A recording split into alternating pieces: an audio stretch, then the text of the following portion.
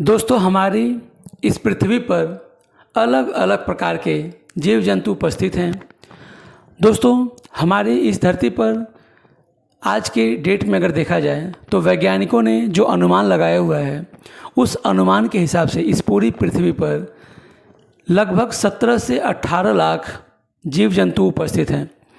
दोस्तों, ये 17 से 18 लाख जीव जंतु अगर हम मिलियन में कन्वर्ट करें तो 1.7 टू 1.8 मिलियन के लगभग जीव जंतु हमारी इस पूरी पृथ्वी पर उपस्थित हैं। तो इस तरह से देखा जाए तो हमारी ये पूरी पृथ्वी बहुत ही ढेर सारे जीव जंतुओं से भरी पड़ी है। और इतने तरह के जीव जंतु जो हमारी धरती पर पाए जाते हैं, उनको बायोलॉजिकल टर्म में बायोडाइवर्सिटी यानी जैव विविधता कहा जाता है। तो दोस्तों, इस तरह से देखा जाए तो जैव विविधता का मतलब ये होता है कि हमारी धरती पर अलग अलग प्रकार के स्पीसीज़, अलग अलग प्रकार के जीव जंतु इस धरती पर उपस्थित हैं और ये अपना जीवन आराम से इस धरती पर जितने भी नेचुरल रिसोर्सेज होते हैं उनको ले करके आराम से अपने जीवन को चलाते रहते हैं। उनको कोई भी परेशानी, कोई भी दिक्कतें नहीं होती हैं। तो दोस्तों, इस तरह से देखा जाए तो हमारी ये पूरी पृथ्वी लाखों तरह के जीव जंतुओं से भरी पड़ी है। अलग अलग तरह के बायोडाइवर्सिटी लिए हुए हमारी ये पृथ्वी मौजूद है और इस तरह से हमारी ये पृथ्वी ढेर सारे एनिमल्स और ढेर सारे प्लांट्स से भरा हुआ है। दोस्तों, यदि देखा जाए तो हमारी इस धरती पर जो भी बायोडाइवर्सिटी है उसमें प्लांट्स के कंपैरिजन में अगर देखा जाए तो एनिमल्स का नंबर बहुत ज़्यादा है। दोस्तों, एनिमल्स में भी अगर हम बात करें तो बहुत सारे एनिमल्स हैं, लेकिन उस पूरे एनिमल्स में जो इंसेक्ट्स होते हैं जिनको हम लोग फाइलम आर्थ्रोपोडा में रखते हैं, यानी इंसेक्ट्स हमारी इस पूरी पृथ्वी पर पाए जाने वाले सभी जीव जंतुओं में इनकी संख्या सबसे अधिक होती है। लेकिन इसके बावजूद भी और भी बहुत सारे जीव जंतु हमारे धरती पर मौजूद हैं जो हमारी धरती के लिए बहुत ही एक सुंदर एक प्लैनेट बनाते हैं, क्योंकि हमारी इस धरती पर ही जितनी भी लिविंग बींग्स होते हैं उनको रहने के लिए सारी कंडीशंस अवेलेबल होती हैं, जिनकी वजह से ये सारे के सारे एनिमल्स, सारे के सारे प्लांट्स, सारे के सारे ह्यूमन बींग्स या जितने भी लिविंग बींग्स हैं वो सब इस धरती पर आसानी से रह पाते हैं। क्योंकि हमारी इस धरती पर जितने भी फेवरेबल कंडीशंस होनी चाहिए एक लिविंग बींग्स को अपने लाइफ को जीने के लिए, वो सारी की सारी कंडीशंस इस धरती पर अवेलेबल हैं। इस धरती के अलावा और किसी प्लैनेट पे इतनी सारी सुख सुविधाएं, इतनी सारी फैसिलिटीज़ नहीं हैं। इसी कारण से शायद और किसी प्लैनेट पे लाइफ पॉसिबल नहीं है। लेकिन लिविंग बींग्स केवल हमारे इसी अर्थ पे पाए जाते हैं। लेकिन क्या किसी और अर्थ पे या किसी और प्लैनेट पे लिविंग बींग्स हैं? इस बात के लिए साइंटिस्ट अलग अलग तरीके से पता लगा रहे हैं और अभी तक शायद ये नहीं पता लग पाया है कि हमारी इस पृथ्वी के अलावा और किसी भी प्लैनेट पे और किसी भी गैलेक्सीज़ में क्या लाइफ है या नहीं है। तो दोस्तों, आज हम इस वीडियो में इन्हीं सब इंटरेस्टिंग बातों की चर्चा करेंगे जो संबंधित है लिविंग बींग्स के बारे में। और इस धरती पर जो भी लिविंग बींग्स हैं उनका जीवन कैसे शुरू हुआ, कैसे स्टार्ट हुआ, आज के इस वीडियो में हम इसी बात पे चर्चा करेंगे। तो दोस्तों, आज का हमारा ये वीडियो डिपेंड है जिसका टाइटल है origin of life on earth, यानी पृथ्वी पर जीवन की उत्पत्ति। तो दोस्तों, आज के इस वीडियो में हम इस बात पे चर्चा करेंगे कि आखिर पृथ्वी पर जीवन की सबसे पहली उत्पत्ति कैसे हुई, यानी origin of life on earth सबसे पहले कैसे हुआ। तो चलिए आज के इस वीडियो में इस बहुत ही रोचक और इंटरेस्टिंग जानकारी के बारे में पता करते हैं कि पृथ्वी पर सबसे पहली बार जीवन की उत्पत्ति आखिर कैसे हुई, यानी origin of life on earth क्या है। तो दोस्तों, चलिए आज का ये इंटरेस्टिंग वीडियो स्टार्ट करते हैं और जानते हैं पृथ्वी पर जीवन की उत्पत्ति, यानी origin of life on earth. तो चलिए आज के इस वीडियो में जिसमें हम जानेंगे पृथ्वी पर जीवन की उत्पत्ति कैसे हुई, इसको जानने से पहले सबसे पहले जानते हैं origin of Cosmos and earth, यानी ब्रह्मांड तथा पृथ्वी की उत्पत्ति कैसे हुई। सबसे पहले इसके बारे में पता करते हैं। दोस्तों, वैज्ञानिकों का मत है कि लगभग 20,000 करोड़ अर्थात 200 बिलियन वर्ष पहले इलेम नामक आद्य पदार्थ से ब्रह्मांड की उत्पत्ति हुई। दोस्तों, हमारा ब्रह्मांड अति विशाल है। इसमें आकाश गंगाओं के विशाल समूह हैं जो अनेक तारों, विभिन्न गैसों के बादल एवं धूल के कणों से बने होते हैं। हमारी पृथ्वी इस विशालकाय ब्रह्मांड में मात्र एक बिंदु या कण के समान है। वैज्ञानिकों का मत है कि लगभग 20,000 करोड़ पहले ही, यानी लगभग 200 बिलियन वर्ष पहले, इलेम नामक आदि पदार्थ से हमारे ब्रह्मांड की उत्पत्ति हुई। उस समय यह अतितप्त, विशाल और सघन गैसीय बादल के रूप में था। इसका तापमान लगभग 5,000 से 6,000 डिग्री सेल्सियस से भी अधिक था। इसमें न्यूट्रॉन, प्रोटॉन एवं इलेक्ट्रॉन के समान पदार्थ के कण व प्रति पदार्थ के प्रतिकण यानी पार्टिकल्स और एंटी पार्टिकल्स थे। दोस्तों, हमारा ब्रह्मांड और हमारी पृथ्वी कैसे बनी, इसके लिए बहुत ही एक्सेप्टेबल एक थियरी है जिसको बिग बैंग थियरी कहा जाता है। दोस्तों, एबे लेमैत्र गैमोडिक के अनुसार इलेम अतितप्त कॉस्मिक धूल के बादल के रूप में था। इस बादल में कणों व प्रतिकणों या पदार्थ तथा प्रति पदार्थ के बीच टकराव से भयंकर विस्फोट हुआ, जिससे इसमें वर्तमान पदार्थ के हाइड्रोजन एवं हीलियम के परमाणु बने। हाइड्रोजन परमाणुओं के इसी बादल ने ब्रह्मांड का प्रारंभिक पदार्थ बनाया। यह पदार्थ गैस के अनेक पिंडों में बंट गया। प्रत्येक पिंड से अनेक आकाशगंगाएं बनी, जिनसे अनेक चमकते पिंड बने, जिन्हें सितारे या नक्षत्र कहते हैं। इसे अंतरिक्ष का विकास कहते हैं। तो दोस्तों, बिग बैंग थियरी के अकॉर्डिंग उस समय हमारे ब्रह्मांड में बहुत सारे बादल के धूल मिट्टी के कण थे, बहुत बड़े बड़े पार्टिकल्स थे, और जब ये आपस में टकराए तो एक बहुत बड़ा एक्सप्लोजन हुआ, जिसके कारण से ये छोटे छोटे पार्टिकल्स में बट गए और धीरे धीरे ये एक बहुत बड़े एक मैटर के चारों तरफ रिवॉल्व करने लगे, यानी घूमने लगे, और इस तरह से हमारा सोलर सिस्टम बना। हमारे सोलर सिस्टम में बीच में एक सोलर यानी सन होता है, और इसके चारों तरफ जो बड़े बड़े पत्थर घूम रहे थे वो कन्वर्ट होते होते डिफरेंट टाइप्स के प्लैनेट्स में कन्वर्ट हो गए, और इस तरह से हमारी पृथ्वी का फॉर्मेशन हुआ। तो इस तरह से देखा जाए तो बिग बैंग थियरी के अकॉर्डिंग आज से लगभग 5 से 6 खरब वर्ष पहले हमारी पृथ्वी बनी। और इस तरह से हमारी पृथ्वी जब बनी तो उस समय पृथ्वी पर रहने के लायक जीवन नहीं था, क्योंकि पृथ्वी बहुत ही ज़्यादा गर्म थी, और इतनी गर्म थी कि इसमें किसी भी जीवन की पॉसिबिलिटी ही संभव नहीं है। तो इस धरती पर समय समय पर बारिश होती रही, समय के साथ साथ पृथ्वी ठंडी होती गई, और कुछ गैसों ने तरल का रूप ले लिया और कुछ तरल ठोस पदार्थ में बदल गए। और इस तरह से देखा जाए तो हमारी पृथ्वी का तापमान धीरे धीरे ठंडा होते होते और तब जाकर के इस पे बहुत सारी नदियाँ बनी, बहुत सारे पानी के स्रोत बने, ऑक्सीजन बनी, अमोनिया बने, मीथेन बने, और भी तमाम चीज़ें बनी, जिसके कारण से ही हमारी इस पृथ्वी पर लाइफ की पॉसिबिलिटी हो पाई। तो दोस्तों, धरती तो बन गई, अब इस धरती पर जीवन की उत्पत्ति कैसे हुई, इसके लिए अलग अलग वैज्ञानिकों के अलग अलग सिद्धांत हैं, अलग अलग मत हैं, जिसको theories about origin of life कहा जाता है, यानी जीवन की उत्पत्ति से संबंधित सिद्धांत कहा जाता है।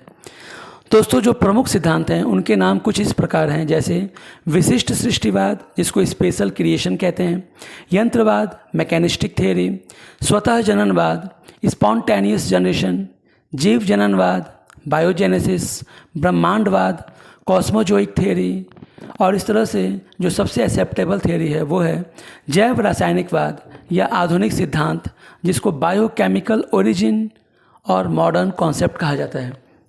तो इस तरह से देखा जाए तो जीवन की उत्पत्ति से संबंधित सिद्धांत अलग अलग वैज्ञानिकों के अलग अलग फिलोसफर्स के द्वारा अलग अलग तरीक़ों से दिए गए हैं, जिसके नाम आपके सामने बताए गए: विशिष्ट सृष्टिवाद, यंत्रवाद, स्वतः जननवाद। उसके बाद से देखा जाए तो जीव जननवाद, ब्रह्मांडवाद और आधुनिक परिकल्पना। तो दोस्तों, इन सब सिद्धांत को अब चलिए एक एक करके इनके बारे में जानने की कोशिश करते हैं।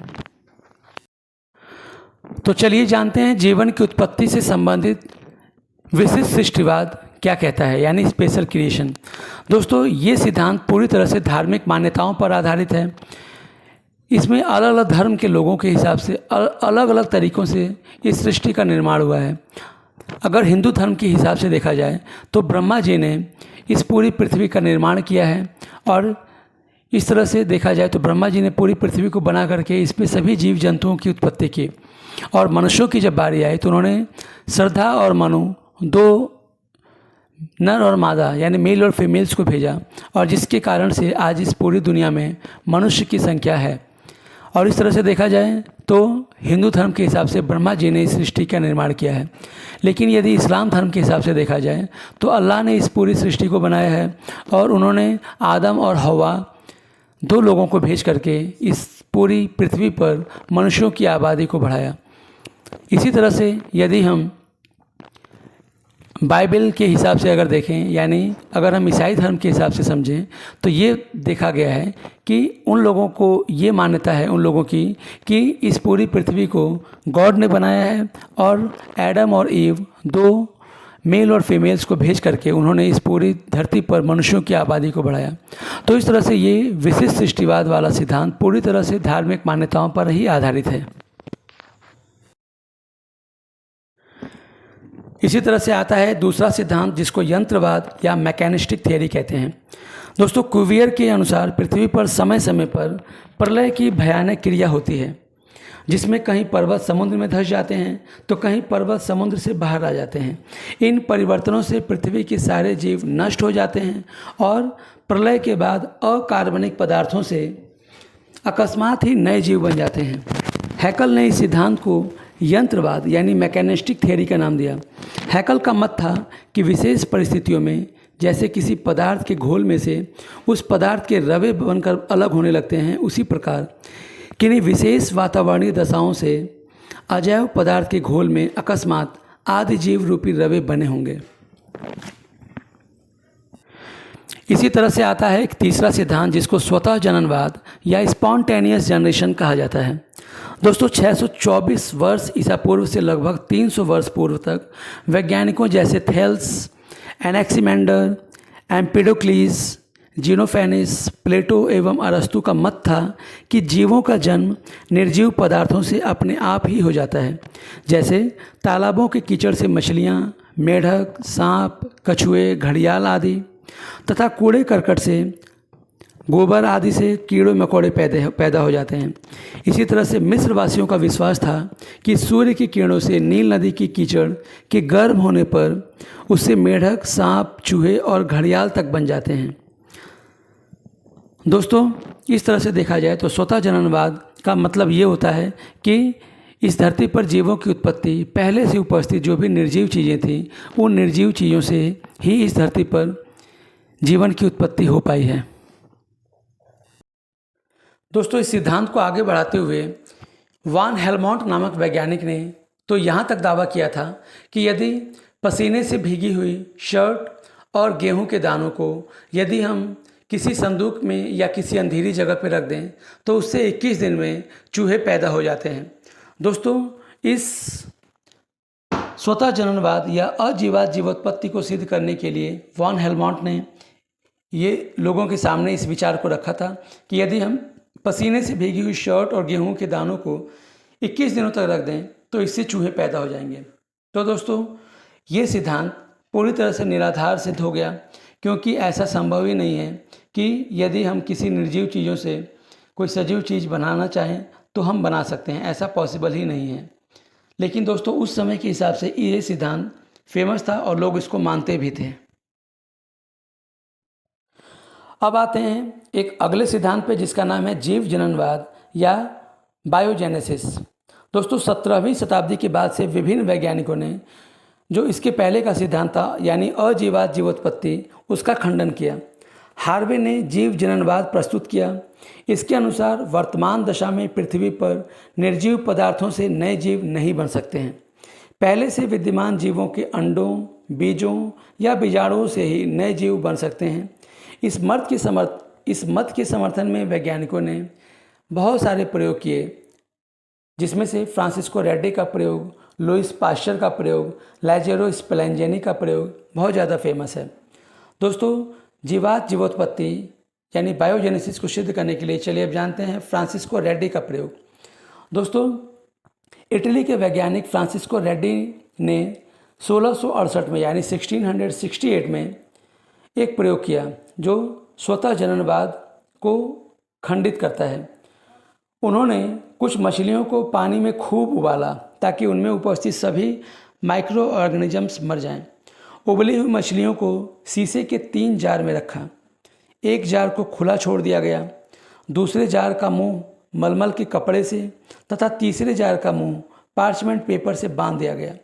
कुछ दिनों के बाद देखा गया कि पहले जार में मक्खियों व अन्य कीटों के लार्वा बन गए हैं, किंतु दूसरे जार पर मक्खियों ने जार के मुख पर बंधे मलमल के टुकड़े पर अंडे दिए।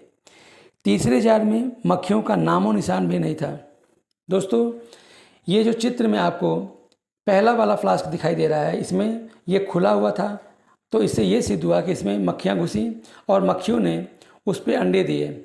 लेकिन तीसरे वाले चित्र में आप देख रहे हैं कि पार्चमेंट पेपर की जगह पर मलमल के कपड़े से बांधा गया है।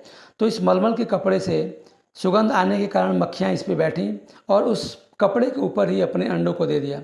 लेकिन जब बीच वाले फ्लास्क में उन्होंने रखा तो ये पाया कि इस फ्लास्क में रखने के बाद उस पूरे मुंह को उन्होंने पूरी तरह से कवर कर दिया और इस तरह से उस फ्लास्क के बाहर मक्खियाँ नहीं आईं।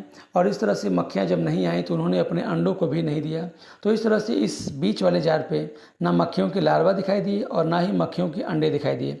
इस बात से यह सिद्ध होता है कि पहले वाले जार में मक्खियाँ घुसीं तो उससे मक्खियों के अंडे और लार्वा पैदा हो गए।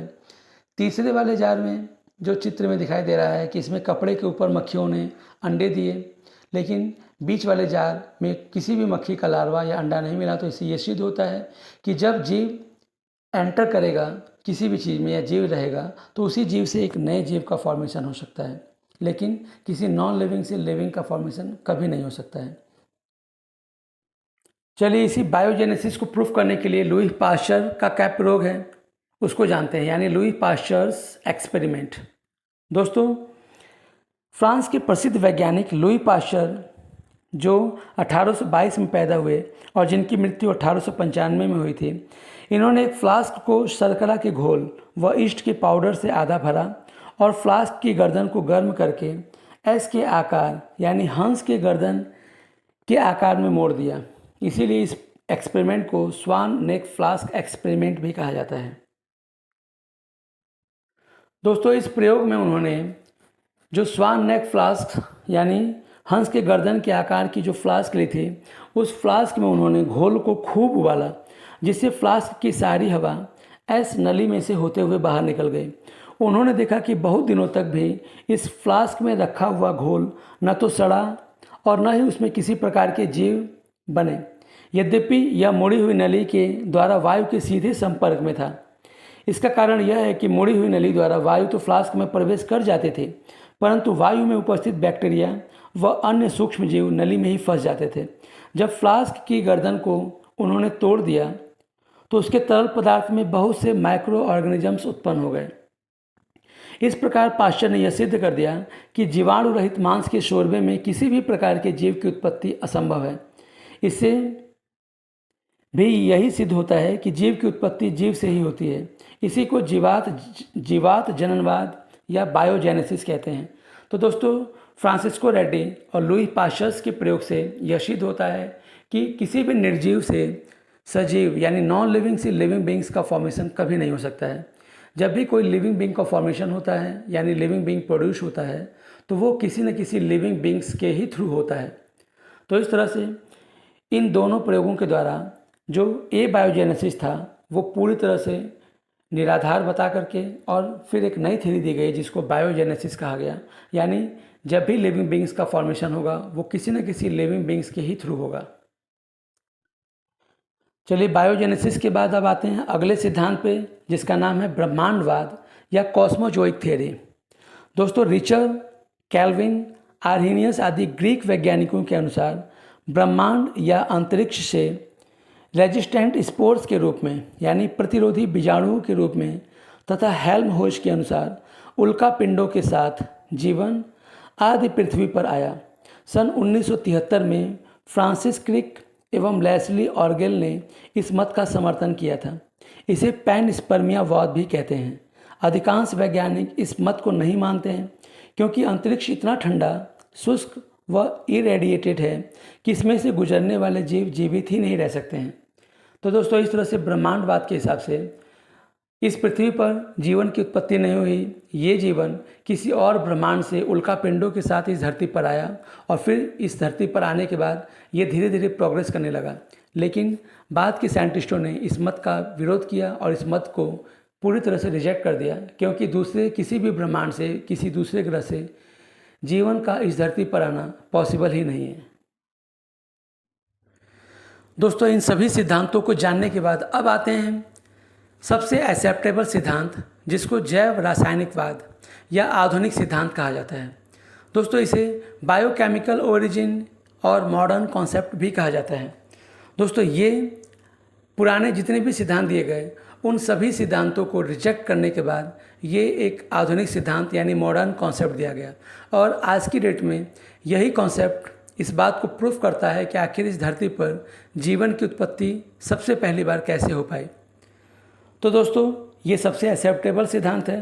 तो चलिए जानते हैं कि जैव रासायनिकवाद यानी आधुनिक सिद्धांत के हिसाब से इस धरती पर जीवों की उत्पत्ति कैसे हो पाई। दोस्तों, इस सिद्धांत को रूस के प्रसिद्ध जैव रसायनज्ञ A.I. ओपेरिन ने 1929 में दिया था।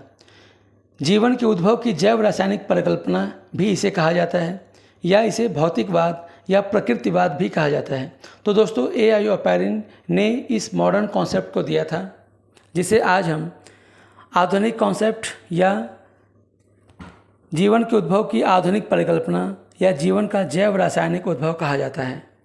तो चलिए जानते हैं कि आखिर ये मॉडर्न कॉन्सेप्ट जीवन की उत्पत्ति कैसे हुई के बारे में क्या बता पाता है। दोस्तों, जैव रासायनिक उत्पत्ति के पूरे सिद्धांत को दो अलग अलग स्टेप्स में डिवाइड किया जा सकता है, जिसमें से पहला स्टेप है रासायनिक विकास या कीमोजेनी और दूसरा स्टेप है जैव विकास या बायोजेनी। दोस्तों, रासायनिक विकास के हिसाब से अगर देखा जाए तो जीवों की जीवन की जो उत्पत्ति हुई है उसमें जो सबसे पहला स्टेप है, जिसको हम लोग स्टेप फर्स्ट कहते हैं, उसमें ये हुआ कि सरल अणुओं का निर्माण हुआ। इसी तरह से सेकंड स्टेप में जो भी सरल अणु बन गए थे उन सरल अणुओं से सरल कार्बनिक यौगिकों का निर्माण हुआ। इसी तरह से थर्ड स्टेप में सरल कार्बनिक यौगिकों से जटिल कार्बनिक यौगिकों का निर्माण हुआ। और इस तरह से फोर्थ स्टेप में देखा जाए तो जो भी जटिल कार्बनिक यौगिक बन चुके थे उन सभी जटिल कार्बनिक यौगिकों से न्यूक्लियोप्रोटीन अणुओं का निर्माण हुआ। तो इस तरह से देखा जाए तो रासायनिक विकास या कीमोजेनी के 4 अलग अलग स्टेप्स में पहले सरल अणुओं का निर्माण हुआ, उसके बाद से सरल अणुओं से सरल कार्बनिक यौगिकों का निर्माण हुआ, सरल कार्बनिक यौगिकों से जटिल कार्बनिक यौगिकों का निर्माण हुआ और फाइनली जटिल कार्बनिक यौगिकों से न्यूक्लियोप्रोटीन्स अणुओं का निर्माण हुआ। और ये न्यूक्लियोप्रोटीन हर एक जीव के अंदर पाए जाते हैं। तो इस तरह से कीमोजेनी प्रोसेस से धीरे धीरे लिविंग बीइंग्स के बॉडी के डेवलपमेंट की तरफ हम लोगों ने एक प्रभावी कदम उठाया और इस तरह से धीरे धीरे कीमोजेनी प्रोसेस के बाद फिर जाकर के बायोजेनी प्रोसेस से लिविंग बीइंग्स का फॉर्मेशन हो पाया। दोस्तों, कीमोजेनी प्रोसेस को समझने के लिए दो वैज्ञानिकों, जिसमें से एक का नाम है स्टैनली मिलर और दूसरे उनके गुरु हेरोल्ड यूरे, इन लोगों ने सन 1952 में अपनी प्रयोगशाला में एक बहुत ही इंटरेस्टिंग, रोचक और बहुत ही ज़्यादा इम्पॉर्टेंट एक प्रयोग किया। इस प्रयोग को स्टैनली मिलर नामक शिकागो विश्वविद्यालय अमेरिका के एक वैज्ञानिक ने अपने गुरु हेरोल्ड यूरे के साथ सन 1952 में अपनी प्रयोगशाला में आज से 3 से 4 खरब वर्ष पूर्व के आदि युग में पृथ्वी पर विद्यमान परिस्थितियों को उत्पन्न करके जीवन के उद्भव की प्रयोगशाला में जांच की और इसके लिए उन्हें नोबेल पुरस्कार मिला। मिलर द्वारा उपयोग में लाए गए उपकरण की नली एवं कक्ष में मीथेन, अमोनिया तथा हाइड्रोजन का मिश्रण 2:1:2 के अनुपात में भर दिया जाता है और फ्लास्क में निरंतर पानी उबलता रहता है। इसमें बनी वाष्प उपकरण कक्ष में से होकर कंडेंसर में पहुंचती है। वाष्प कंडेंसर द्वारा द्रवित होती रहती है। इस प्रकार गैसों का मिश्रण नली तथा कक्ष में चक्कर लगाता रहता है। कक्ष की दीवार में 2 इलेक्ट्रोड्स लगे रहते हैं जिनके द्वारा विद्युत धारा प्रवाहित की जाती है। एक सप्ताह के बाद मिलर को फ्लास्क के अंदर एक लाल रंग का पदार्थ दिखाई दिया। उसमें एलेनिन, ग्लाइसिन, ग्लिसरीन व कई अन्य जटिल कार्बनिक पदार्थ पाए गए। वैज्ञानिकों ने मिलर के प्रयोग से यह निष्कर्ष निकाला कि आज से 3 से 4 खरब वर्ष पहले आदि युग में पृथ्वी वाष्प बादलों, मीथेन, अमोनिया व हाइड्रोजन गैसों से बने वायुमंडल से घिरी हुई थी। बादलों में विद्युत प्रवाह के कारण एमिनो अम्लों व अन्य जटिल कार्बनिक पदार्थों का निर्माण हुआ। इस प्रकार बने कार्बनिक पदार्थ समुद्र में एकत्रित होने लगे, क्योंकि उस समय तक इनको क्षय करने वाले जीवों व बैक्टीरिया आदि का उद्विकास नहीं हो पाया था। साथ ही उस समय मुक्त ऑक्सीजन भी उपलब्ध नहीं थी, जिससे इनका ऑक्सीकरण न हो सका। मेल्विन केल्विन ने साइक्लोट्रॉन नामक यंत्र में CO2 एवं H2O को तीव्र प्रकाश किरणों द्वारा इरेडिएशन करके इनसे फॉर्मिक, सक्सेनिक एवं ऑक्जेलिक अम्लों के संश्लेषण का प्रदर्शन किया। फॉक्स, एबेल्सन तथा औरो एवं कॉमत ने विभिन्न प्रयोगों द्वारा मीथेन, जल वाष्प, हाइड्रोजन एवं अमोनिया आदि में से एमिनो अम्लों एवं कार्बनिक यौगिकों के संश्लेषण का प्रदर्शन किया। तो इस तरह से स्टैनले मिलर और हेरोल्ड यूरे के प्रयोग के द्वारा यह सिद्ध हो पाया कि आज से अरबों खरबों साल पहले पृथ्वी पर जो भी आदि वातावरण मौजूद था, उससे अलग अलग तरह की गैसें जब आपस में रिएक्शन की तो उससे ऑर्गेनिक कंपाउंड्स का फॉर्मेशन हो पाया था। दोस्तों, कीमोजेनी यानी रासायनिक विकास के बाद फिर आई प्रोसेस जैव विकास या बायोजेनी। इसमें 5th स्टेप्स में प्रथम कोशिका का निर्माण हुआ और इसी तरह से 6th स्टेप में स्वपोषण की उत्पत्ति हुई, यानी फोटोसिंथेसिस स्टार्ट हो गया। 7th स्टेप में आधुनिक वायुमंडल का निर्माण हुआ और 8वें चरण में यूकैरियोटिक कोशिकाओं का निर्माण हुआ। तो इस तरह से देखा जाए तो कीमोजेनी और बायोजेनी दोनों प्रोसेस को मिलाते हुए पहले तमाम केमिकल से न्यूक्लियोप्रोटीन्स का निर्माण संभव हो पाया और फिर बायोजेनी प्रोसेस से पहले फर्स्ट सेल्स, उसके बाद से फोटोसिंथेसिस, उसके बाद से आधुनिक वायुमंडल का निर्माण और फाइनली जाकर के यूकैरियोटिक सेल्स का निर्माण हो पाया। तो इस तरह से देखा जाए तो आधुनिक सिद्धांत यानी जैव रासायनिक उत्पत्ति के सिद्धांत के हिसाब से कीमोजेनी और बायोजेनी प्रोसेस को मिलाते हुए फाइनली हमारी धरती पर यूकैरियोटिक कोशिकाओं का निर्माण हो पाया। तो इस तरह से ये आधुनिक सिद्धांत इस बात को पूरी तरह से प्रूफ करता है कि हमारे आदि वायुमंडल में ऐसी ऐसी गैसें मौजूद थीं जिससे कि ऑर्गेनिक कंपाउंड्स का फॉर्मेशन हो पाया और फिर जाकर के उनसे सबसे पहली बार पानी के अंदर सबसे पहले सेल्स का डेवलपमेंट हो पाया। और जब सबसे पहले फर्स्ट सेल का डेवलपमेंट हो गया, वो एक प्रोकैरियोटिक सेल था। उसके बाद से फोटोसिंथेसिस स्टार्ट हुआ, जिससे कि हमारे पूरे वायुमंडल में ऑक्सीजन फैल गया और ऑक्सीजन की अवेलेबिलिटी की वजह से फिर जाकर के हमारे आधुनिक वायुमंडल का निर्माण हुआ और लास्ट में जाकर के यूकैरियोटिक कोशिकाओं का निर्माण हुआ और फिर हम मनुष्यों का निर्माण इस धरती पे हो पाया। तो दोस्तों, इस तरह से देखा जाए तो अलग अलग सिद्धांतों के द्वारा लोगों ने ये बताया हुआ है कि धरती पर जीवन की उत्पत्ति आखिर कैसे हुई, और इन सभी सिद्धांतों में जो सबसे एक्सेप्टेबल सिद्धांत है वो है जैव रासायनिक सिद्धांत, जिसको हम लोग आधुनिक सिद्धांत भी कहते हैं। तो दोस्तों, हमें उम्मीद है कि आपको आज के इस वीडियो में बताई गई जानकारी कि पृथ्वी पर जीवन की उत्पत्ति कैसे हुई ये ज़रूर पसंद आई होगी और ये जानकारी आपको बहुत ही रोचक और इंटरेस्टिंग लगी होगी। तो दोस्तों, उम्मीद है आपको आज का यह वीडियो ज़रूर पसंद आया होगा, और यदि ये वीडियो आपको पसंद आया हो तो हमारे इस वीडियो को लाइक ज़रूर करें और हमारे इस चैनल को सब्सक्राइब ज़रूर करें, जिससे कि हम इसी तरह से अलग अलग तरह के बायोलॉजिकल फैक्ट्स, बायोलॉजिकल जानकारियाँ आपको प्रोवाइड करते रहें। धन्यवाद।